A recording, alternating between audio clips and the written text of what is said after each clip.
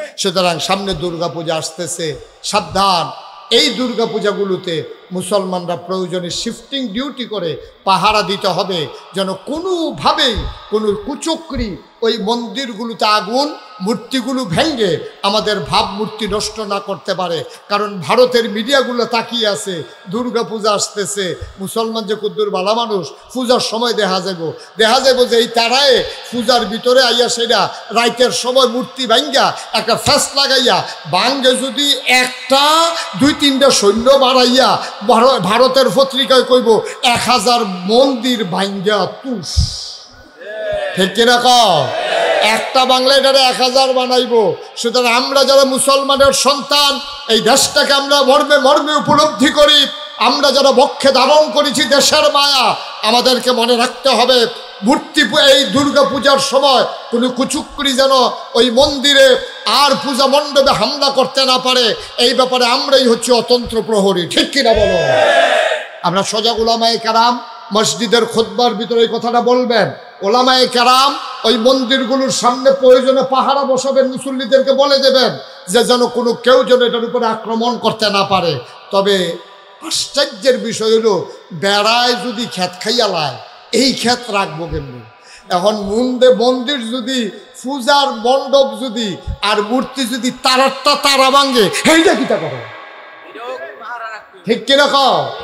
কত আরেকটা মনে পড়ছে, এটা কইলে তা গত কয়েক বছর আগে আমরা ব্রাহ্মণবাড়িয়া সরাইল আমরা ব্রাহ্মণবাড়িয়া সরাইল এই পত্রিকা তাই না মুসলমানরা মূর্তি ভেঙ্গালায়। তো হ্যাঁ না, আমার কিছু মুরিদ আছে, তারাও আমার ফোন করে, হুজুর বাদ্য ঘুমাইতাম পারি না, ফাইখারি মামলা। এই মূর্তি এই এলাকার যত মুসলমান আছে সবার বিরুদ্ধে মামলা। তা আমি তোমরা যে এত বছর ধরে একখানো থাহ, কোনো সময় মূর্তি ভাঙি হইলো না। আমি যদি তোমরা কতবার গেলাম, দেখলাম হিন্দু বেড়াই আমার সাহিত্য আইয়ে ওয়াজ শুনতো আইনে, তারা তোমরা শেয়ার দাও, এই খাতিরটা নষ্ট হইলো কেমনে? হুজুর এটা তো আমরারও চিন্তা কত পরে ধরছি তো। আমি কেমনে ধরছ? মূর্তিটি ভাঙ্গে কারা, এটা নিয়ে আমরা একটা টেনশন আছি। তখন মুসলমান আমরা বইয়া বুদ্ধি করলাম, রে মূর্তিটি ভাঙ্গে কারা, এটা পাহারা দিয়ে ধরতে হইব। তো ওই মন্দির কালীবাড়ির উপরে, কালীগড়ের উপরে আসছিল আম গাছ, আমরা মাদার নালা গুস্তিংড়ি দিয়ে দড়ি মরি টোসাইড লইয়া হ্যাঁ নগিয়ে ওইটা বইয়া রয়েছি, রাইতে না ভাঙ্গে আর যা খাইবা ধরা। ও হুজুর যখন একটু মাইক তো উঠছে, আমরা যখন বইয়া পাহারা দিতেছি, দেখি যে সকলে যখন ঘুমাইয়া উঠছে, দেখি যে একটা বেড়ায় এরকম আস্তে আস্তে আস্তে আস্তে এরকম আগাইতে আছে। আমরা কইতে বোধহয় কারবারটা গড়াইব, আমরা ওখানে খেয়াল করে চাইয়া রয়েছি। যেই মাত্র আইয়া ম্যাচের কাড়িটা বাড়ি দিছে, আগুনটা ধরানের লেগিয়া ফইরে গেলাম, উফরে গাছেতে ফাল দিয়া ফইরে সেটা তার আঞ্জা দিয়ে হতাই লইলাম, 3-4 জনের জাতা দিয়া ধরলাম। কেডার এইটা চিনিনা দি, এই চিনিনার ভিতরে দিয়ে তেজ দফাদফি করছে, ফরনের লুঙ্গি নাই, চাইয়া দিহি মুসলমানি করাইছে।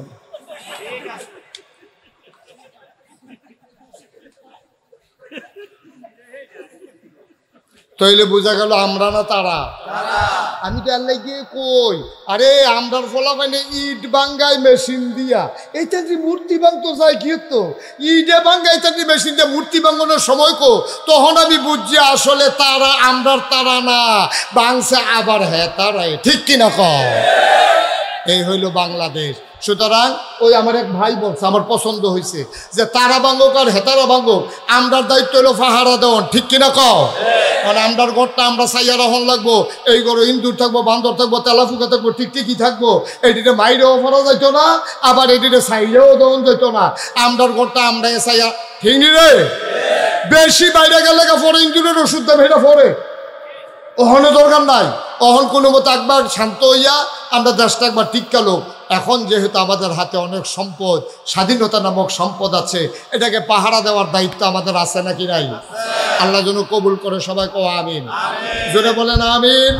বন্ধুগণ, আল্লাহ তাবারক ওয়া তাআলা এই দুনিয়ার ভিতরে আমাদেরকে যখন পাঠালেন, পাঠানোর পরে আমাদের জ্ঞান হলো সসীম। খুব খেয়াল করে শুনেন, আমাদের জ্ঞান হলো সসীম, সীমাবদ্ধ। মাইকটা একটু কমাই দেন। আমাদের জ্ঞান একেবারেই সীমাবদ্ধ।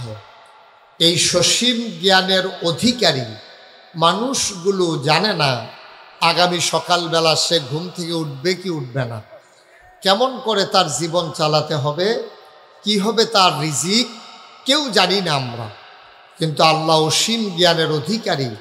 তিনি আমাদেরকে মানুষ করে পাঠানোর পরে কোন পথে গেলে জান্নাত, কোন পথে গেলে জাহান্নাম, কোন পথে গেলে লাভ আর কোন পথে গেলে লোকসান, কোন পথে ভালো কোন পথে মন্দ, কোন পথে কল্যাণ কোন পথে অকল্যাণ, কোন পথে শিরক বিদআত, কোন পথে তাওহীদ রিসালাত, কোন পথে কুফর আর কোন পথে ইসলাম জানানোর জন্য যুগে যুগে আল্লাহ তাবারক ওয়া তাআলা নবী এবং রাসূল পাঠিয়েছেন।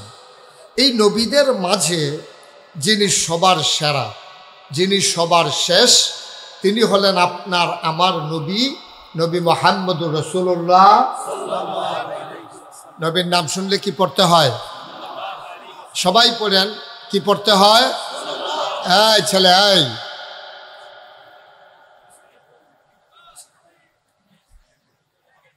নবীর নাম শুনলে কি পড়তে হয়? দুই একবার না বারবার, দুই একদিন না প্রতিদিন, দুই এক সপ্তাহ না প্রতি সপ্তাহ, দুই এক মাস না 12 মাস, দুই এক বছর না সারা জীবন আমরা পড়ব সাল্লাল্লাহু আলাইহি ওয়াসাল্লাম। ও মুসলমান,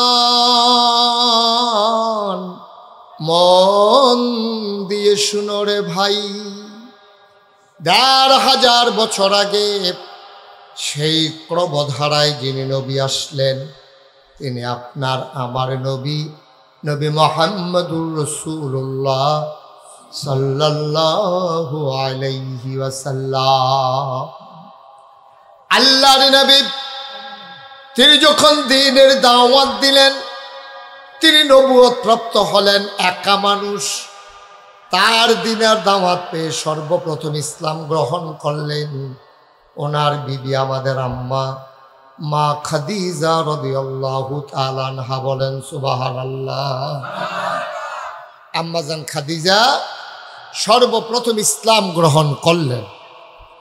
ক্রমধারায় এই মুসলমানের সংখ্যা আস্তে আস্তে আস্তে আস্তে আস্তে আস্তে বাড়তে শুরু করলো। হযরত আবু বকর সিদ্দিক, হযরত আলী রাদিয়াল্লাহু তাআলা আনহু, সুমাইয়া রাদিয়াল্লাহু তাআলা আনহা, হযরত খাব্বাব রাদিয়াল্লাহু তাআলা আনহু, এমন করে দলে দলে মুসলমানের সংখ্যা বাড়তে শুরু করলো। বলেন সুবহানাল্লাহ। কাফেররা নবী যখন দাওয়াত দিলেন লা ইলাহা ইল্লাল্লাহ, সবাই পড়েন লা ইলাহা ইল্লাল্লাহ, নবী দাওয়াত দেওয়ার পরে কাফেররা কি খুশি না বেজার? কথা কোন, খুশি না বেজার? সাংঘাতিক বেজার। কাফেররা এই লা ইলাহা ইল্লাল্লাহর অর্থ বুঝতো, এই বুঝার কারণে তারা সাংঘাতিক বেজার হলো। আরেকটা কথা মনে রাখার বিষয় হলো যে, নেন ভাই আপনি আসেন, এসে ওয়াজ করেন। আপনি 3 বার ডাক দিছি আপনারে, কয়বার বলা যায় একটা কথা? থেকে ওয়াজের পরিবেশ রাখছেন আপনারা।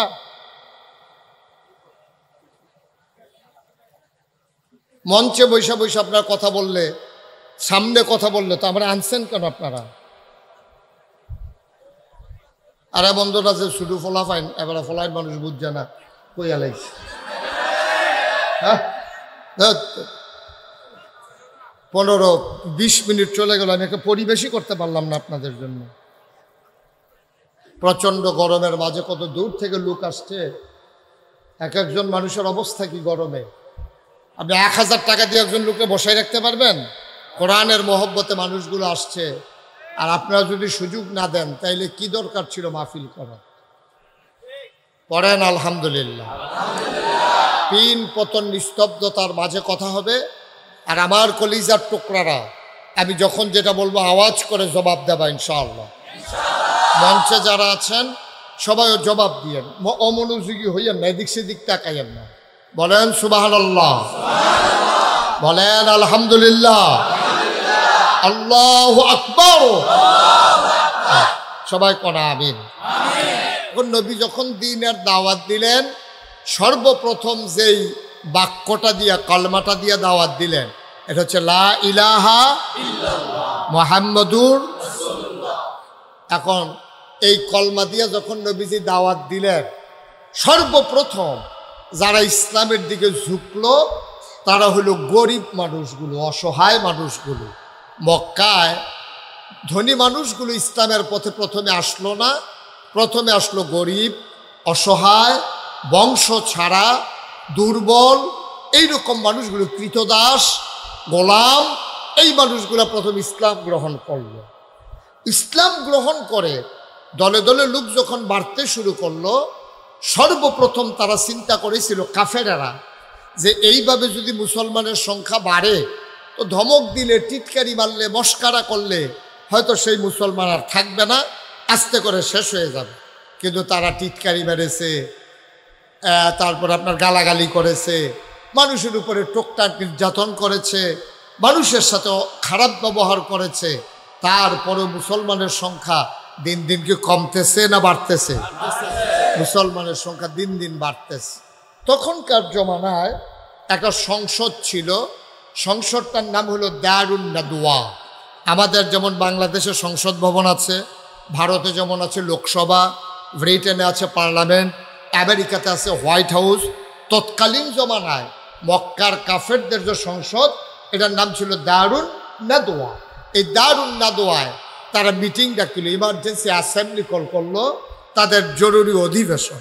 সবাই মিলে পরামর্শ করলো যে মুসলমানের সংখ্যা যেভাবে বাড়তেছে এখন কি করা? টিটকারি মারলাম, মস্কারা করলাম, কোনোভাবে তো মুসলমানের সংখ্যা কমতেছে না, এখন কি করা? সবাই মিলে সিদ্ধান্ত নিল। আফসোসের বিষয় হলো, ভয়ের বিষয় হলো, কিছুদিন পরেই হলো আমাদের হজ। কি কথা বলেন? কি হজ? তো হজের ভিতরে শুধু তো মক্কার লোক থাকবে না, হজের ভিতরে তো অন্য জায়গা থেকেও লোক আসে। সৌদি আরবে যখন এখন হজ হয়, বাংলাদেশ থেকে লোক যায় নাকি যায় না? ইন্ডিয়া থেকে, পাকিস্তান, ইন্দোনেশিয়া, মালয়েশিয়া, সব জায়গা থেকে লোক যায়। তৎকালীন জমানায় এত দূর থেকে যেত না, কিন্তু জাজিরাতুল আরব, মক্কা ভূখণ্ডের চতুর্পার্শ্বে যারা ছিল, সিরিয়া, ইরান, ইরাক, পারস্য, তায়েফ, বিভিন্ন শহর থেকে, আবা, আল কাসিম, এই বিভিন্ন শহর থেকে মানুষ, মদিনা, দলে দলে লোক আসতো মক্কায়। মক্কায় আইসা তারা হজ করত। এখন তারা মিটিংয়ে বৈশা চিন্তা করতেছে যে আরে আগে তো নবীজি মোহাম্মদ বললেন না, কি বলতে হয়? ওই একজনেও তো কইলেন না মোহাম্মদ।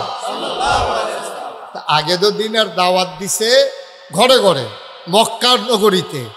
এখন যে হজ করতে বাইরের লোক আসবে, আর মোহাম্মদ যদি এই দাওয়াত দিতে থাকে, তাহলে এই ইসলাম তো আর মক্কায় থাকবে না, ইসলাম চলে যাবে সিরিয়া, ইসলাম চলে যাবে তায়েফে, ইসলাম চলে যাবে মদিনায়, ইসলাম চলে যাবে ইরাকে, ইসলাম চলে যাবে ইরানে।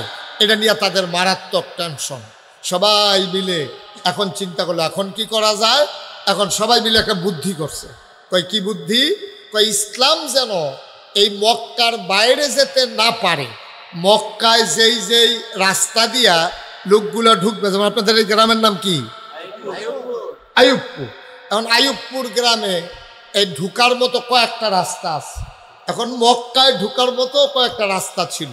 কাফেরারা সিদ্ধান্ত নিছে প্রতিটা রাস্তার মুখে মদিনার লোকজন যেদিক দিয়ে আসে এদিকে একদল, সিরিয়ার লোক যেদিক দিয়ে আসে, তায়েফের লোক যেদিক দিয়ে আসে, নানান জায়গায় দলে দলে আমাদের লোকজন দাঁড়াই থাকবে। যারাই হজে আসবে তাদেরকে বলা হবে, ভাই আপনি হজে আসছেন ভালো কথা, আপনারা কয়জন আসছেন? কয় আমরা তো, মনে করেন যে আমরা তো আসছি 50 জন। তো আপনারা কি 50 জন যে আইছেন সবাই লইয়া যাইতেন চান, নাকি 2-4 জন রাখা যাইতেন চান? কবে এটা কি কথা কইলেন? আমরা হজে আইছি তো সবাই নিয়ে যাবো না আবার ফিরত? 2-4 জন রাখা যাবো কি করতে? কয় 2-4 জন লোক যদি রাখা যাইতেন না চান, তাহলে আমরা 10 জন জাদুঘর বাড়ুছি। নাউজুবিল্লাহ, আসতে কর জোরে কর নাউজুবিল্লাহ। আমরা 10 জাদুঘর বাড়ুইছে। এবার আর কথার ভিতরে এমন জাদু, বউয়ে যদি এবার আর কথা শুনে যাবে তেল গয়ে জিজ্ঞা, বাহে যদি এবার আর কথা শুনে ফুটের তেল গয়ে জিজ্ঞা, ভাই যদি, এটা কি হলো ভাই, ভাই যদি কথা শুনে তাইলে ভাইয়ের থেকে আলগা হয়ে যায়। এইরকম আজব এক জাদুঘর। নাউজুবিল্লাহ বলবেন না? এখন কি করা? তা আপনারা যখন ঢুকবেন এই পাগলের কাছেও যাবেন না। তো ওনারা জিজ্ঞেস করছে, ভাই পাগলের কি নাম? তাই পাগলের নাম হলো মোহাম্মদ সাল্লাল্লাহু আলাইহি ওয়াসাল্লাম। Thank you. সবাই কইয়েন, এই ধুম করে ডিব্বা যেমন বইয়া থাকে বাঁচবেন কয় বছর? কইয়া দিয়া মরে যাবেন। আমিন কর। এই জাদুকরের নাম কি? মুহাম্মদুর রাসূলুল্লাহ। এই মাশাআল্লাহ এখন একটা পরিবেশ হইতে আছে।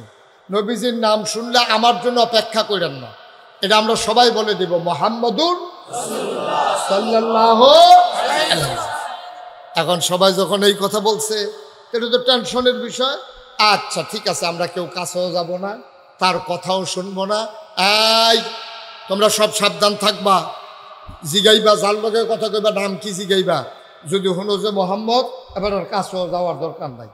এই কথার পরে হজ শেষ। হজের কাজকর্ম যখন শেষ হয়েছে, তখন একজন আরেকজনের কয়, ভাই আবার বাচ্চা আইলে না মক্কা শরীফ আইতাম। আইসি যখন ওই যে ফাগলের কথা কইছিল, এখন যদি দূর চাইয়া যাইতাম। আইসিয়ে যখন ফাগলটা চাইয়া যাই, আর আইনা না, সুবহানাল্লাহ বলবেন না, আর আইনা না, এই ফাগলটা দূর চাইয়েই যাই। এই কথা কইয়াছে না। এখন একজন আরেকজনকে জিগা, ভাই এই যারে পায় তার ভাই মোহাম্মদের বাড়ি কোনটা? ভাই এই কথাটাই আর কইয়েন না। বাংলাদেশেও দেখবেন এখন যে মাহফিলটার ভিতরে লোক আছে, যদি এই মাহফিলটার সাইডে একটা ফাগল থাকতো, দেখবেন হ্যাঁ দুই গুণ লোক থাকতো, বেরিয়ে বেরিয়ে চাইতে হইল। ফাগল ফাগল টেবিলে ফাগল। আবার ফাগলের কিছু সাংকেতিক চিহ্ন আছে, দেখবেন কোন ফাগল কি কইলে সেতে, এইটা দেখবেন আবার এই ফলাফান জানে, তো হেতারে গিয়ে এটা কয়, তো হেতে একটা গালি দেয়, চিল্লান দেয়, এই জমছে আর কি খেলা। নাউজুবিল্লাহ বলেন না। আমি এক মাহফিলে গিয়া দেখি বিরাট লোকজন, আর এই এই এই ফাগলে একটা চিল্লান দেয়। আমি কই চিল্লান দেয় কে রে? কয় তারে গরম জিলাফি কইলে তো সেটা গরম জিলাফি কইলে তার সাথে উঠতে যায়। টেবিলে একবার গরম জিলাফি খাইতে লিয়ে জিব্বা ফুটা লাইছে, অহন তার জিলাফি দেখলে শুনলে তার রাগ উঠতে যায়। এখন তারা মনে করলো পাগলের প্রতি একটা কিউরিসি আছে, পাগল দেখার জন্য মানুষের মনে একটা আগ্রহ আছে। এখন মদিনার যারা মুসলমান, বিভিন্ন দেশের যারা মুসলমান, তারা যারে পায় তারে জিগায়, ভাই এই মোহাম্মদ যে একটা পাগল বাড়ি কোনটা? আরে হ্যার কথা আর কই না, ঘর জামাই থাকে। নাউজুবিল্লাহ বুঝলেন না, কথা তো সত্য কইছে, একটু টিটকারি বাইরে আর কি। নবীজি তো থাকে আম্মাজান খাদিজার বাড়িতে। এখন সবাই ঘর দেখাই দিছে, সবাই মিল্লা পাগল দেখতে গেছে। যাওয়ার পরে দেখে যে একজন লোক ওই বাড়ি থেকে বের হয়ে আসতেছে। দেখে বলতে, ভাই এই বাড়িতে নাকি একজন পাগল আছে। কয় কীরকম? কয় আমরা শুনলাম এখানে একজন পাগল আছে। তো যখন দেখছে যে লোকটা আসছে, ওনার সুন্দর দাড়ি, কি সুন্দর ওনার চোখের ভ্রু, কি সুন্দর তার চোখের পাতা, কি সুন্দর তার কপাল, কি সুন্দর তার হাস, সুবহানাল্লাহ কয় না। তো ওনারে জিজ্ঞাসা, ভাই এই ব্যক্তিবিলাক পাগল আছে? কয় কোন বাড়িতে? কয় এই বাড়িতে। কয় পাগলের নাম কি? কয় মোহাম্মদ। কয় আমিও তো। সুবহানাল্লাহ বলবেন না। পাগলের কি নাম? কয় মোহাম্মদ। কয় আমিও তো মোহাম্মদ। আপনি পাগল? সুবহানাল্লাহ বলবেন না। কারিমিয়া পাগল দেখলাম সারা জীবন চুলগুলো উস্কু খুস্কু, দাড়ির ভিতরে জট লেগে আছে, 15 বছর ধরে গোসল নাই, খাটাসর গন্ধে লগে দিয়ে আড়ন যায় না। বুতাম থাকলে 5টা, এর ভিতরে আছে 2টা লাগাই রাখছে কোন ইচ্ছা করিয়া। তারপরে লুঙ্গি যায় একটা পেন্সিল, এইটাও সাইডুগুল দিয়া সিরা। এই কারবার হইলো পাগলের। লোক বড় বড় মুসের কারণে ঠোঁট দেখা যায় না, আর আপনি পাগল। এখন সবাই মিল্লা কইতে আছে, আপনি যদি পাগল হন তাহলে আমরা যারা আপনারা দেখতাম আইছি আমরাও পাগল। সুবহানাল্লাহ কইতেন না? নবীজি ডাক দিয়া কই, পাগলামি যেমন তেমন পাগলামি না, এটা ইচ্ছা করলে হয়ে যাওয়া যায় না। যান আলাদা বুঝা টুজা আইয়েন। এই পাগল হইতে হলে প্রথমে যে কলমা পড়তে হবে, লা ইলাহা ইল্লাল্লাহ মুহাম্মাদুর। এখন সব মিল্লা গেছে আলগা জায়গা গিয়েছে, রেখো ভাই এখন তো লোকটারে দেখলাম যে এটা তো পাগল মনে হয় না। অন্য নিজেই কথা কইলো, আমরা কি সবাই একমত? তো সবাই মিল্লা একমত হইছে, আমরা সবাই একমত আছি, আমরা রাজি আছি, কোনো টেনশন নাই। সবাই মিল্লা আবার নবীজির কাছে আসছে, আইসা বলতেছে, ইয়া রাসূলুল্লাহ, ইয়া হাবিব আল্লাহ। সুবহানাল্লাহ বলবেন না? ও আল্লাহর নবী, হাতটা বাড়িয়ে দেন দেখি। আল্লাহর নবী হাত মোবারক বাড়িয়ে দিলেন। মানুষগুলো নবীর হাতে হাত রাখলেন। সবাই মিলে নবীর দিকে তাকায় কয়, আপনার মতো সুন্দর মানুষ যদি পাগল হয়, এত সুন্দর চেহারা, এত সুন্দর যার কথা, এত সুন্দর যার হাসি, গায়ের ভিতরে জান্নাতি গন্ধ, সুবহানাল্লাহ কয় না? এই মানুষটা যদি পাগল হয়, আপনি হাতটা বাড়াইয়া কলেমা পড়াইয়া আমাদেরকেও পাগল বানাই দেয়। নবীজির সাথে সাথে পড়াই দিলেন লা ইলাহা ইল্লাল্লাহু মুহাম্মাদুর রাসূল। মহব্বতের সাথে পড়েন লা ইলাহা লা ইলাহা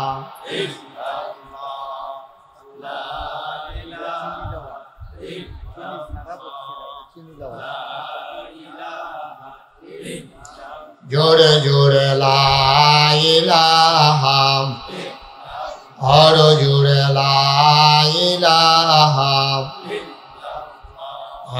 লা ইলাহা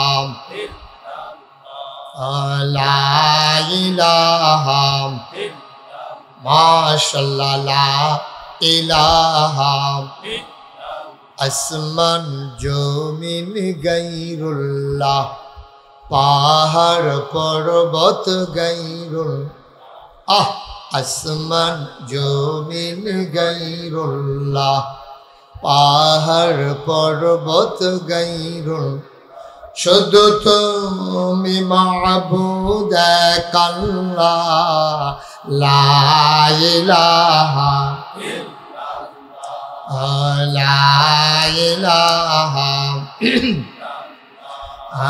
লা ইলাহা লা ইলাহা লা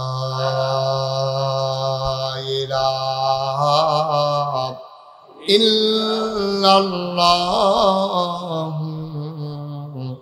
মুহাম্মাদুর রাসূলুল্লাহ সাল্লাল্লাহু আলাইহি ওয়াসাল্লাম।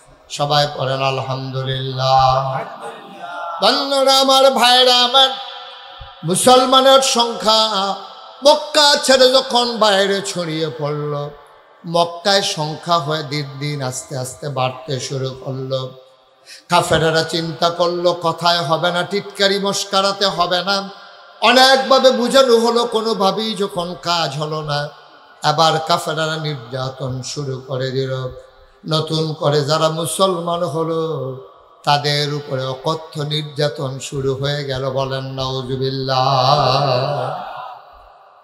হযরত খাব্বাব রাদিয়াল্লাহু তাআলা আনহু ইসলামের একজন নির্যাতন সহ্যকারী প্রথম দিকের মুসলমান, আমিরুল মুমিনিন, খলিফাতুল মুসলিমিন হযরত ওমর যখন ক্ষমতার মসনদে আরোহী, তিনি মাঝে মাঝে সাহাবাদেরকে ডেকে বলতেন, আমাকে নসিহত করেন, আমি যেন ভালো থাকতে পারি, আমি যেন খারাপ হয়ে না যাই।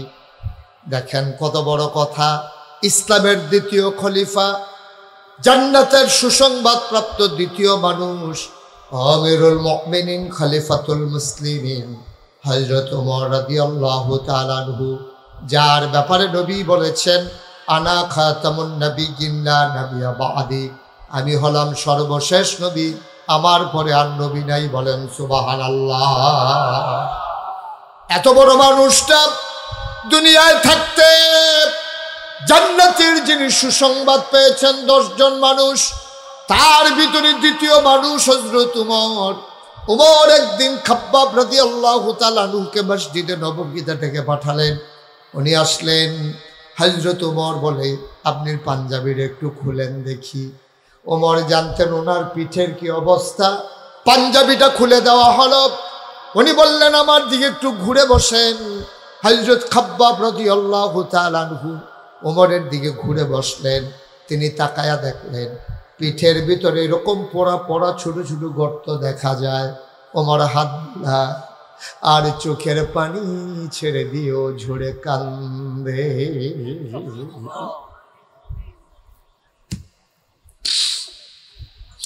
একটা মানুষের পিঠ এত অসমতল, জায়গায় জায়গায় শুধু গর্ত, আর গর্তগুলা মনে হয় কুঁচকে আছে। এটি কেমন গর্ত? হযরত উমর হাত বুলায় গর্তের ভিতরে আঙ্গুল দেয় আর নিজে চোখের পানি ছেড়ে দিয়ে কান্দে। তিনি ডাক দিয়ে, খাব্বাব, আপনার পিঠের অবস্থা এমন হলো কেমন আমাকে জানান।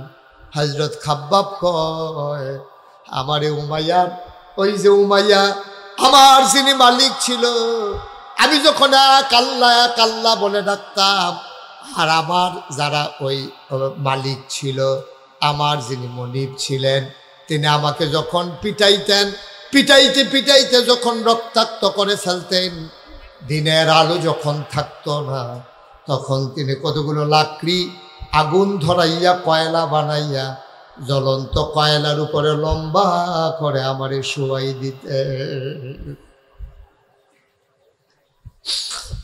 জ্বলন্ত কয়লাগুলো আমার পিঠের ভিতরে ঢুকে যেত। আমি কোনো মতে পায়ের হাতের উপরে ভর দিয়া পিঠ উঁচু করতে চাইতাম, আমার মালিক বড় বড় পাথর এনে আমার পেটের উপরে, আমার বুকের উপরে চাপা দিয়া রাখতো। আগুনে পুড়ে পুড়ে অঙ্গারগুলা, জ্বলন্ত কয়লাগুলা গর্ত হয়ে আমার পিঠের ভিতরে ঢুকে যেত। এই সেই গো পোড়া দাগ। এভাবে আমি নির্যাতন সয়েছি। ওমর রাদিয়াল্লাহু তাআলা আনহু হাউমাউ করে কাঁদতেন। ওরা বেলালের উপরে আক্রমণ করলো, খাব্বাবের উপরে আক্রমণ করলো। তারা মানুষগুলো নানানভাবে যখন নির্যাতন করতেছে, আর দিনে মুসলমানের সংখ্যা বাড়তেছে, এবার আবু জেহেল টার্গেট নিলেন, আমার নবীর উপরে তিনি আক্রমণ করবেন। বলেন নাউজুবিল্লাহ। আল্লাহ নবী কাবার কিনারে হেলান দিয়ে বসে আছেন। খুব খেয়াল করো, নবীজি কাবার কিনারে হেলান দিয়ে বসে আছেন। এমন সময় এই আবু জেহেল আইসা নবীজির সাথে দাঁড়াইছে। এখন আবু জেহেলের সাথে নবীজির কোনো ঝগড়া নাই, কোনো বিবাদ নাই, টাকা পয়সার কোনো লেনদেনও নাই। তারপরে আবু জেহেল আইসা নবীরে ডাক দিয়া দাঁড় করাইছে। এখন প্রশ্ন হলো, আবু জেহেল কেন নবীকে মারতে যায়? মনে রাখবেন, গোটা পৃথিবীতে যত নবী এবং রাসূল এসেছেন, নবী এবং রাসূলরা আসার পরে নবী এবং রাসূলদের 3 দল মানুষ বিরোধিতা করেছে, এবং আমাদের যিনি নবী ওনারও বিরোধিতা করছে 3 দল মানুষ। কয় দল? কথা কনা দেখি, কয় দল? 3 দল মানুষ। আকারে আদমের সময় তো আর মানুষ ছিল না, আমাদের আব্বা আদম বাচ্চা গেছে। নূহ আলাইহিস সালাম থেকে শুরু হয়েছে একেবারে ঈসা নবী পর্যন্ত 3 দল মানুষ এই নবীদের, ইসলামের, আল্লাহর বিরোধিতা করছে। আজকে এই 3 দল মানুষকে আমরা চিন্না রাহাম কেড়াই, দরকার আছে নাকি নাই? এই 3 দল মানুষ কেড়া, এটা আমলার ভিতরে আছে। তখন আমি কোয়া শুরু করাম, আপনারা দেখবেন নামও কইয়ালেতে ধরবেন, তে দল এই আইটি আছে। কয় দল? আরে মনোযোগ নাই রে। কয় দল? 3 দল মানুষ। ইসলামের প্রচন্ড গরম না? আমি বুঝতে পারছি, আমি কম সময়ে ছেড়ে দেবো ইনশাল্লাহ। এই যে এই 8 নম্বর যাত্রী বসো। যখন লাল কার্ড দেখাই দেন টের পাইবা ঘটনা কি যাইতে আছে। বয়া দাও, ফাউল করো না।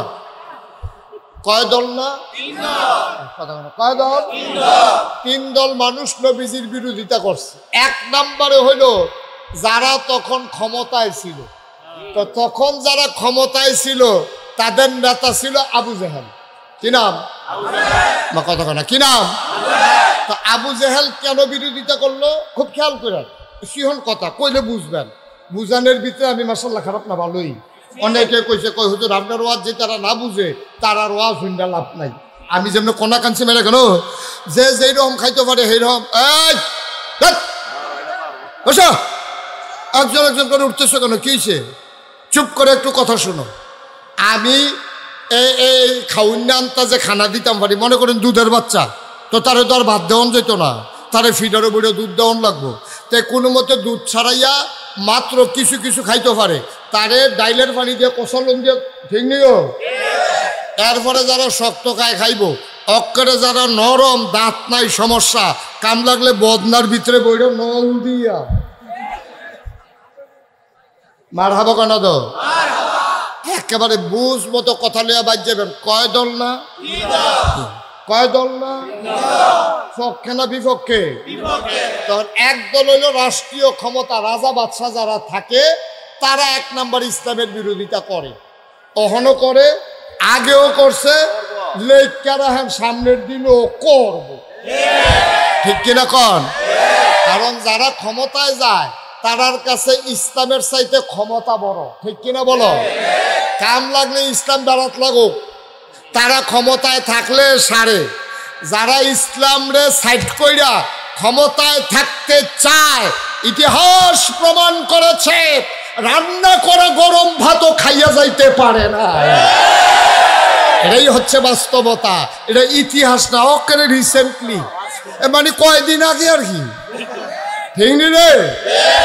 তাইলে বুঝা গেল আপনি ইসলামের লগে দ্বন্দ্ব করে থাইকা লাইবেন, আল্লাহর মায়ের দুনিয়ার বা। ঠিক কিনা কন? আল্লাহ যেন হেফাজত করে, সবাই কোন আমিন। তো নবীজি যখন দিনের দাওয়াত দেয়, আমরা এই যেমন বাংলাদেশের প্রধানমন্ত্রী, তখনকার প্রধানমন্ত্রী হলেন মনে করেন আবু জেহেল। তা আবু জেহেলে চিন্তা করলো, খুব খেয়াল করেন সিহন কথা তাই পড়ছি আমরা, আবু জেহেল চিন্তা করলো মোহাম্মদে যে কয় লা ইলাহা লা ইলাহা দূর থাকে না বাইরে, আমি কয়াম লা ইলাহা জুড়ে কথা লা ইলাহা, এই কথা মানি কি? এই কথা মানি আপনারা কইলাম বুঝছেন না, আমি আগে বুঝতাম না, মাদ্রাসা ফরনের আগে, ওখানে না বুঝি অর্থ কিতা। লা ইলাহা মানে কোনো ইলাহা, খেয়াল করেন, লা ইলাহা কোনো ইলাহা নাই। ইলাহ কারে কয়? কোনো মাবুদ নাই, কোনো মাসুক নাই, কোনো মাউজুদ নাই, কোনো মাকসুদ নাই, কোনো রিজিক দাতা নাই, কোনো হায়াত দাতা নাই, কোনো মৌত দাতা নাই, নাই বলতে কিচ্ছু নাই। সুবহানাল্লাহ কইতেন না? এটা হলো লা ইলাহা।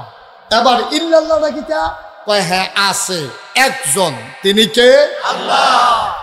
এখন এই কথাটা যদি হয় তাহলে আইনদাতা নাই, বিধানদাতা নাই, রিজিক দাতা নাই, মৌত দাতা নাই, তাহলে আবু জেহেলের আইনে মক্কা চলে। আপনারা কি শুনেন না যে ছেলেরা কথা কইলো লগে দিয়ে কি আর কোনো মানুষ নাই তার লগে দিয়া? এখন যখন কইলো লা ইলাহা, কোনো ইলাহ নাই, অর্থাৎ কোনো আইনদাতা নাই, কারো কোনো আইন নাই, ইনিল হুকমু ইল্লা লিল্লাহ, আইন চলবে শুধু কার? আল্লাহ। আরে বুঝতে হইল কইেন কার? আল্লাহ। এই কথা যদি কয় অহন আইন চলতে আছে আবু জেহেলের, নবীজি যদি আইয়া কয় আইন চলবে একমাত্র আল্লাহ, তাহলে আবু জেহেল কি আছে না গেছে রে? এইটা তো তোমরা না বুঝছো না, আবু জেহেল তো বুঝতে লাগছে বটুকুরা, কারণ তো আরবি বুঝো, তো আরবি বুঝে দেখে বুঝালিস রে লা ইলাহা ইল্লাল্লাহ, তো লা ইলাহা ইল্লাল্লাহ না রে, লা ইলাহা ইল্লাল্লাহ মানে আমি আবু জেহেলের ক্ষমতা নাই। আবু জেহেলের ক্ষমতা নাই, আবু জেহেল কি মোহাম্মদের পক্ষে থাকবো? কথা বলা পক্ষে থাকবো? যখন দেখছে বাংলাদেশে যারা ইসলামকে কায়েম করতে চায়, বাংলাদেশে যারা ভারতের আধিপত্য মেনে নেয় না, যারা বলে আইন চলবে একমাত্র আল্লাহর, ঘুম হত্যা সন্ত্রাস করে ক্ষমতায় থাকা যাবে না, ওই ইসলামী মানুষগুলো, আলেম ওলামাগুলো যখন ওই তাদের বিরুদ্ধে দাঁড়িয়ে গেল, তারা চিন্তা করলো ক্ষমতার বিরুদ্ধে একমাত্র শক্তি হইল আলেম ওলামা, সুতরাং আলেম ওলামাকে থামিয়ে দাও। ঠিক কিনা বলো? এই জন্য আমরা দেখেছি ওই 13ই শাপলা চত্বরের ঘটনা ঘটেছে। এই বাংলাদেশে সন্ত্রাসী, লুটতরাজকারী, জানাকারী, ডাকাত, চুর, বদমাইশ যারা রডের বদলে, এই রডের বদলে ব্রিজও বাস দেয়, কন্ট্রাক্টারির নামে আঙ্গুল ফুল্লা খোলা গাছ হয়, নির্বাচনের আগে গাছ ধরে ঘেরুইতে ফাঁসকরণের পরে তারে কাটলে পুরোটা ঘেরাম খাওয়ান যাবো। ঠিক নি রে? এই মানুষটি যখন দেখলো আরে এই হুজুর এটা ইমাম দিনের না দিনে খায়, তারপরে গিয়া কি কয় জানাজার কাফনের কাপড় উফুরলে বউয়ের লেগে ব্লাউজ বানাইলার, তারপরে গিয়া এই মুর্দারে গোসল করাইয়া সাবানটা হুজুরে দিয়া দেয়, আর এই হুজুররা দিয়ে আমরা উফরে দিয়া কথা কয়। যখন দেখছে যে ওলামায়ে কেরাম এই দেশে স্বাধীনভাবে রাষ্ট্র ক্ষমতা পরিচালনা করতে গেলে ওলামায়ে কেরামদেরকে দামাইতে হবে, তখন এই বাংলাদেশের রাষ্ট্রীয় ক্ষমতায় মসনদে যারা আসীন আছে সন্ত্রাসী, ডাকাত, চোর, বদমাইশ শার্টের বোতাম খুলে বাজারে হাঁটে, তাদেরকে পুলিশ দেখে না, অথচ বাংলাদেশের জেলখানাগুলো আমার আলেম ওলামা দিয়ে ভরে গেছে। ঠিক কিনা বলো?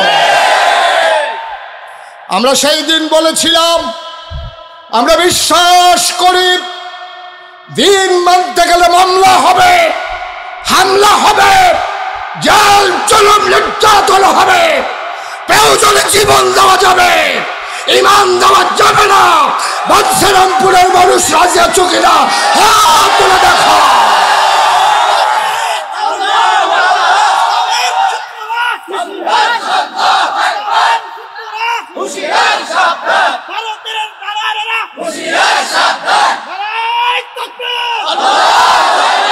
সবাই পড়েন আমিন।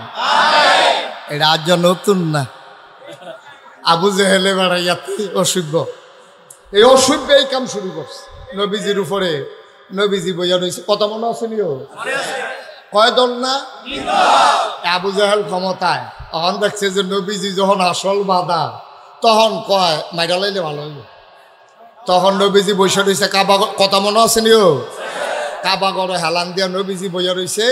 আবু জেহেলে আস্তে করে টিপা টিপা টিপা টিপা টিপা টিপা তে আইসে নবীজির কাছে, আইয়া দেখে সাইডগুল দিয়ে কোনো মানুষজন নাই, না দেখাতে সাইডো ফেল চাইয়া যখন দেখছে যে কোনো মানুষজন নাই, নবীজির কাছে আইয়া সেরা কে আসনি বালা কইয়া সেটা। নবীজি তো সরল বিশ্বাসে বইয়া রয়েছে, হাতে গায়ের চাদরটা খুললা নবীজির গলার ভিতরে একটা ফেস দিয়া নবীজিরে ফাঁসি খাওয়াইয়া, নবীর চোখগুলা মনে হয় বেরো হয়ে যাবে, গালগুলো হয়ে গেছে লাল, নবীজি কানতে কানতে এরকম কোনো মতো সুইটটা তারপরে বাইতেছে, বাইতাইয়া কান্নাকাটি শুরু করছে, বাইতাইয়া কানতে আছে। নবীজি চুপ করে বসে আছে, কেউ তার কোনো কথা কয় না। এর ভিতরে নবীর চাচা ছিল আমির হামজা, সুবহানাল্লাহ কইতেন না? নবীর আমির হামজা, নবীর চাচা, আবার শিকারিওয়ালা আছিল, হরিণ শিকার করত, তারপরে রাজহাঁস শিকার করত। এবারে এই কাবাগরের কাছে দায়িত্ব লইছে পরে এক এক ভিক্ষুক মহিলা, এক কাজের মহিলা দেখে সেটা আমির হামজারের সামনে দিয়ে দাঁড়াইছে। দাঁড়াইয়া কয়, মোহাম্মদ তোমার কি হয়? কয় আমার বাতিজা। কয় কি আর তোমরা বাতিজা, তোমরা রক্তের কোনো টান আছে? কেমনে সেতুলন লাগবে শিক্ষা লেছে ভালো আর কি। কয় কি কও? আমার বাতিজা একটা ফুলের টোহা দিয়া মক্কায় কেউ থাকবো। কয় ফুলের টোহা তোমার বাতিরা তো মাইরে এলে চলেছিল। কয় কেড়াইরা? কয় আবু জেহেল। কয় থেকে কেউ হনো হনো গিয়া দেখে যে কাবাগরের সামনে দাঁড়াই রয়েছে। আবু জেহেলে মনে করছে নবীজির গায়ে আঘাত করার কারণে আমির হামজা খুশি হবে, কিন্তু রক্তের টান, বাপ নাই ভাতিজা, ভাতিজার লাগা কলজা বড়া মায়া, গিয়া সেটা কয় আবু জেহেল, ইয়া শুনলাম তুমি বলে আমরা মোহাম্মদের উপরে চাদর দিয়ে একটা গলাত ফেস দিস, কথাটা কি সত্য? কই দিসলাম তো, মনে তো করছিলাম মাইরে এলাইতাম ফারলাম না তো। এই কথা কইয়া সেরা যখন নবীজি এই কথা যখন বলছে, ওনার পিঠের ভিতরে ছিল তীর ধনুক, ধনুকটারে টান দিয়া বার কইরা একটা ফিটা দিছে, ফিটানোর লগে সেরেত কইরা রক্ত ছুটিয়া এত উঠা দিছে দৌড়। সুবহানাল্লাহ কয়না দি? জোরে কয়না দি সুবহানাল্লাহ? আবু জেহেলে ফিডা খাইয়া যখন দৌড় দিছে, আমির হামজায় দৌড়ে বাইতেছে। আমি সঙ্গে বাদিয়া কান্দিচ্ছা কারবার গড়াই লইছি, কান্দাকান্দি দরকার নাই, ঘটনা গড়াই লইছি। তোমারে দিছিল চাদর ধরে টান আর মাথা ফাটাইয়া ইয়া পড়ছি। আল্লাহর নবী, সুবহানাল্লাহ বলবেন না? কি নবী রে এটা? কি নবী এটা? আল্লাহর নবী চোখের পানি ছেড়ে দিলেন, চাচাকে দেখে। চাচা জড়াইয়া ধরলেন, মাথাটারে বুকের ভিতরে নিয়ে কপালে চুমু খায়। আমির হামজা ডাক দিয়া কয়, ভাতিজা আমি প্রতিশোধ নিয়েছি, তুমি খুশি হয়ে যাও। আল্লাহর নবী চোখের পানি ছাড়া আর কান্দে, কয় চাচা আপনার এই প্রতিশোধে আমি খুশি হইতে পারি নাই। আপনি কার মাথা ফাটাইছেন এটা আমার দেখার বিষয় না, কার মাথা ফাটলো কার মাথা গেল এতে আমার কিছু আসে যায় না। আমির হামজা ডাক দেয়া কয়, ভাতিজা তোমার মায়ের প্রতিশোধ নিলাম। আমি তো প্রতিশোধ নেওয়ার জন্য দুনিয়াতে আসি নাই। কয় তাইলে কি করলে তুমি খুশি হবা? আল্লাহ নবী কয়, যদি আপনি কলমাটা পড়ে ফেলেন আমি খুশি হয়ে যাব।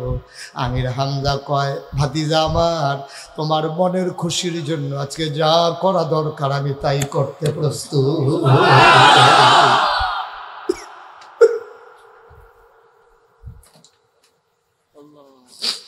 মোহাম্মদরা তোরা বলাই জন্মে জন্মের আগেই তুই আব্বা হারাইছস, 6 বছর বয়সে মা হারাইছস, 9 বছর বয়সে তোর দাদাও হারাইছস। আমরা তোর জন্য কিচ্ছু করতে পারি নাই, তোর গায়ে আঘাত করেছে, আমার কলিজা বলে নাই, আমি আবু জাহেলকে ছাড়ি নাই। আল্লাহ নবী কয় চাচা আমি তো এত খুশি হব না, আপনি দয়া করে কলমাটা পড়লে আমি খুশি হই। আল্লাহ নবী যখন চোখের পানি ছেড়ে দিলেন, আমির হামজা একটা সেকেন্ড দেরি করলেন না, বাতিজার হাত ধরে চোখে চোখ রেখে তিনি মুচকি হেসে পড়ে নিলেন, লা ইলাহা ইল্লাল্লাহু মুহাম্মাদুর রাসূলুল্লাহ সাল্লাল্লাহু আলাইহি ওয়াসাল্লাম। কয় দল? সচেতন শ্রোতা, কয় দল? এক দল হলো যারা ক্ষমতায় থাকে, যুগে যুগে তারা ইসলামের দুশ্মনী করেছে বেশি, মসজিদের মিম্বারগুলোতে ইমামদেরকে কথা বলতে দেয় নাই, ঠিক কিনা কও?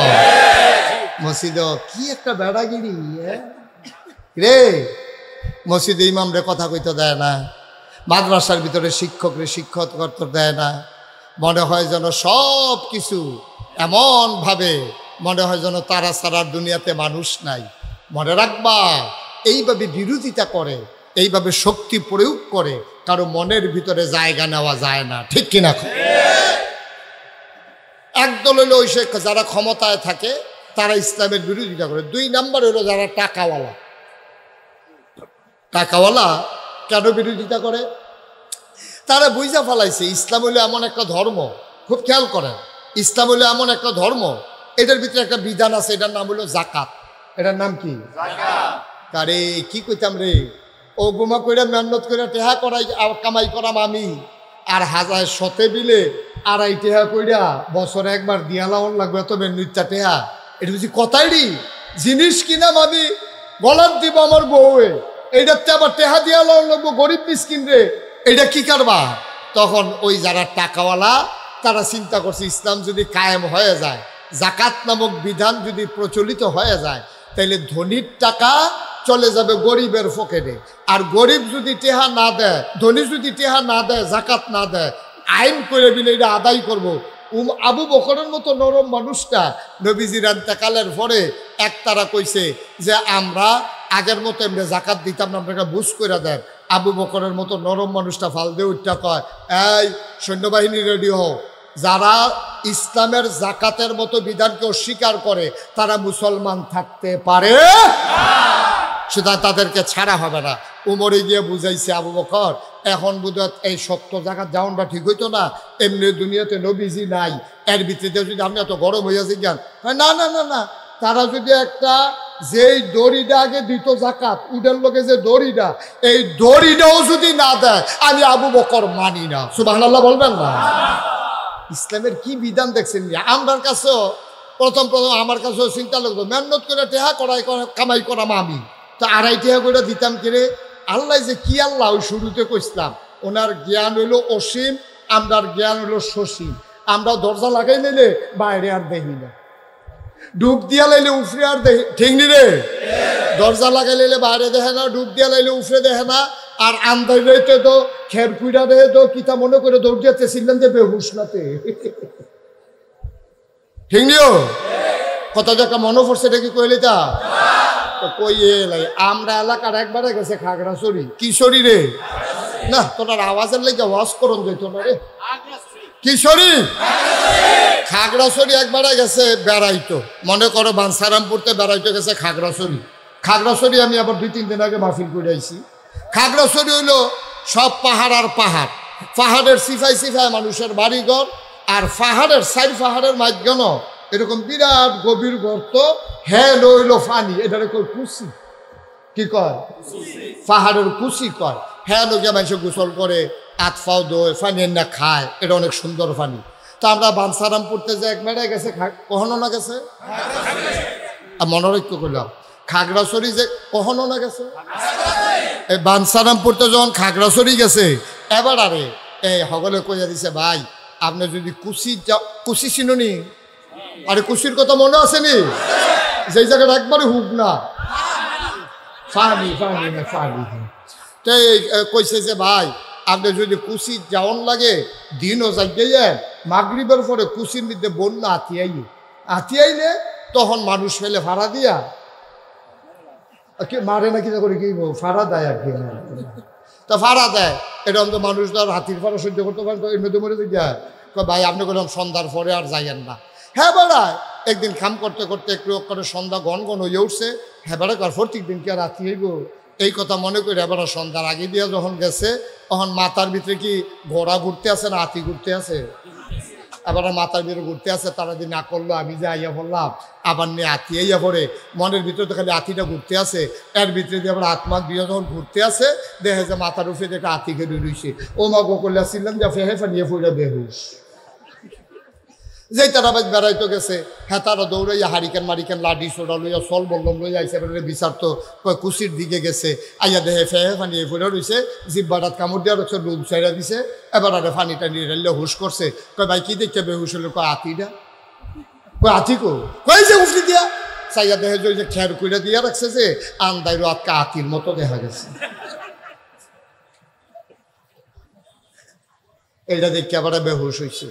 এখন যেই কথা মনে আছে নি, যেই কথাটা কইতাম ইসলাম এখন এই মাতার এই যখন এই টাকা আমরা তো জ্ঞান এমনি না হুডুর করো দোকানো বইলে মনে হয় এবারের মতো বুঝুন না নাই তুল্লা দিলে আগে কোনো চিন্তা না, কিতা তুল্লা দিলে এটা মাইকে কম যেত না। ঠিক কিনা আলাপ লাগাই দিয়ে দেখবেন মাতাল করে লাইতে আছে। যদি কোনো ঘুষলের কয় বড় কবি বলি লুঙ্গি বালা না আইতে আছি। ঠিক কিনা এত আলাপ না। এখন ইসলামের বিরোধিতা 2 নম্বরে করছে গরিবে না টেহাওয়ালা, টাকাওয়ালারা বিরোধিতা করছে ওই যে জাকাত। আমরা তো আহল আমরা তো বুঝতেছি টেহা নিজে গেটি আছে আল্লাহ তো সকলের চিন্তা করন লাগে। ও সহজ করে কই এখন ধনীতে 100 টাকায় বছরে 2.5 টাকা বার করে লাগবে। এই 2.5 টাকা বার করে বছরে 100 টাকায় 2.5 টাকা করে বার কইরা এই টাকাটি জমাইয়া যারা গরিব তারারে আবার গাই কিনা দিব, ঘর কিনা দিব, দোহান দিয়া দিব, তারা আবার সুবহানাল্লাহ কয় না রে। এই ইসলামের বিধানটা এত সহজ একটা বিধান, আমরা তারা এটা মানে না। কয় না না না না আমি কামাই করে টেহা করছি, আমি এখন টেহা দেন দিতা, কিন্তু এটা যে কত সুন্দর বিধান ছিল আরো সহজ করে কইতে আছে। একবার আর হাই প্রেশার, কি প্রেশার? হাই প্রেশার কারে কয়? যার শরীরে রক্ত নাই। হাই প্রেশার কি রক্ত কম না বেশি রে? ফাড়ে ফাড়ে এটারে কয় হাই প্রেশার। একবার রইল হাই প্রেশার, আরেকবার রইল রক্ত শূন্যতা। হাই প্রেশার হইল জাকাত যেবারায় দেউন না, জাকাত যেবারায় দিব এবারায় মনে করো হাই প্রেশার। অন হাই প্রেশারের গায়ের ভিতরে রক্ত কম না বেশি? তোমরার বিবেকে কি কয়? যার শৈল রক্ত তারে আরো 2 বোতল রক্ত দেওন নাকি 2 বোতল রক্ত খুলন? এ বুঝা লইছো তো মাশাআল্লাহ। তাইলে যার গাও রক্ত বেশি হাই প্রেশার তারতে 2 বোতল রক্ত খুললা লাইলে তার হাই প্রেশার থাকবো না কমবো? এখন এই রক্ত কিতা করো? এই রক্ত হইল এই যে আমরা দেশের রাজনীতিবিদরা গরিব মিসকিনের লেগে যায় আইছিল, এটি তো খাইয়া বইয়া রইছে। খাবি খা হগিন্নি বেডির লেগে বিস্কুট আইছে, হ্যাঁ বিস্কুট হাতে খাইয়া বইয়া রইছে। এখন এই যে হগিন্নি বেডির শৈল রক্ত নাই আর হেবিডিকে রক্ত ফাড়ে এখন ফাড়ে দিকে হেবিডিতে 2 বোতল রক্ত খুলছেন।